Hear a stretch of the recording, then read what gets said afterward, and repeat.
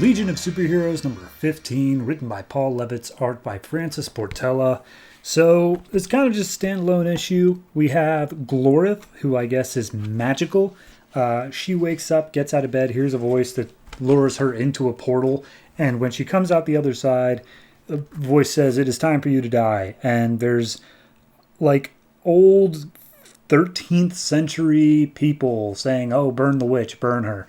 So we go to Dragonwing and Harmonia and Chemical Kid, who are in her room the next morning and are like, she just kind of disappeared. And usually she tells people where she goes, but also she goes and visits her mom, who's like a dark witch or something. So maybe she's just off doing that. Should we be worried? And Brainiac is like, I don't think we really need to be worried right now, because like you said, she disappears at sometimes. But then Cosmic Boy is also like, I'm the one on the board this morning, and I gotta tell you, I disagree. We need to put out a manhunt trying to find Glorith, because she's the most timid member, so she would definitely let somebody know before just leaving without saying a word.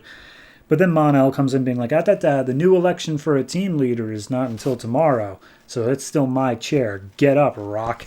And before he can even say anything at all relating to the thing, the science police call in and say, hey, we've got a time storm that we need all Legionnaires on deck for. It's in Barcelona on Earth. So Mon-El and Ultra Boy are the ones leading the charge. They get there first. And as they arrive at Barcelona, which is now a church that has consumed the entirety of the city, they see just a bunch of dinosaurs, just literally dinosaurs everywhere. And they're like, all right, well, let's take out the dinos. So they just start beating up T-Rexes and whatnot. They land and they see some cavemen there as well. And they're like, all right, this is weird.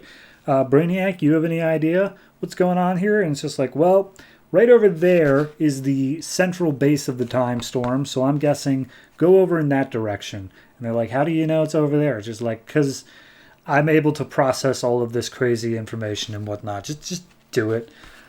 We cut back to Glorith, who she tried to escape from her binds, but she is unable to do so.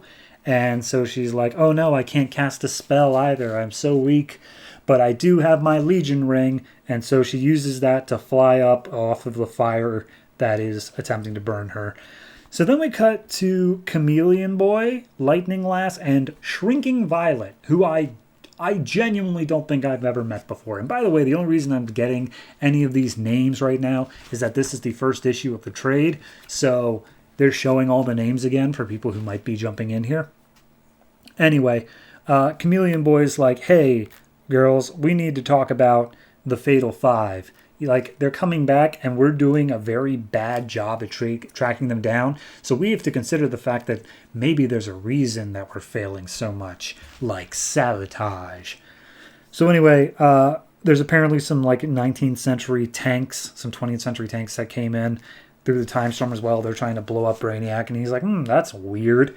Anyway, Mon-El, Ultra Boy, can I get you to come over and help this? And we see Ultra Boy's finished tying up the cavemen. He comes over and smashes some tanks.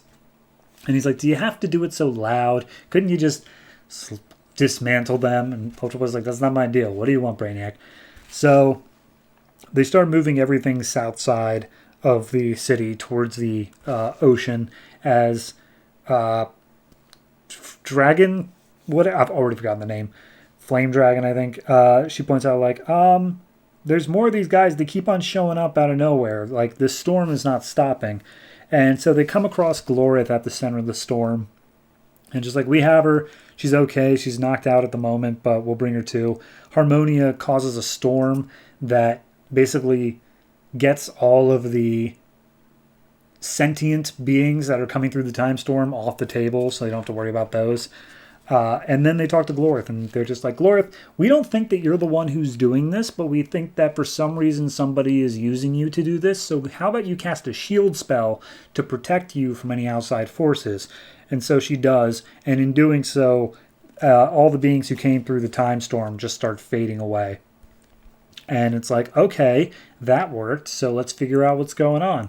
And Glorith is like, do I have to wear this shield for the rest of my life? And it's like, no, they brought you here to this city for a specific reason. Clearly, it was just like a stars aligning sort of thing. But we will not rest until we find out who did this and why. And that's the issue. Okay. I don't know what more there is to say. It's an okay story, but it feels completely separate from literally everything else. Like this may be starting to set up something, but it does feel just so completely untethered to everything else, I guess, that we've seen so far. Like, we haven't experienced Glorith in any meaningful way in this entire series. So the fact they're like, Glorith, no, you may be the centerpiece of all this, I'd be like, yeah? Really? She is? So, a bit weak in that regard. But, hey, I followed the story. I got everybody's names, at least the first time that they showed me who they are. What was that one girl's name that I forgot literally a page later? Dragonwing. Because it doesn't really describe her powers. I know you if you're a kid, a lad, or a lass. But as soon as you mix that up, I have no idea what's going on. Anyway, I'm going to give this one a 5.5. I will say there is potential to get better here. Sounds like they're doing a larger plot leading into the Fatal 5 in this trade. So I am interested to see if they can pull that together and get me to care. But this issue didn't. So yeah, I mean, not much more to say except 5.5.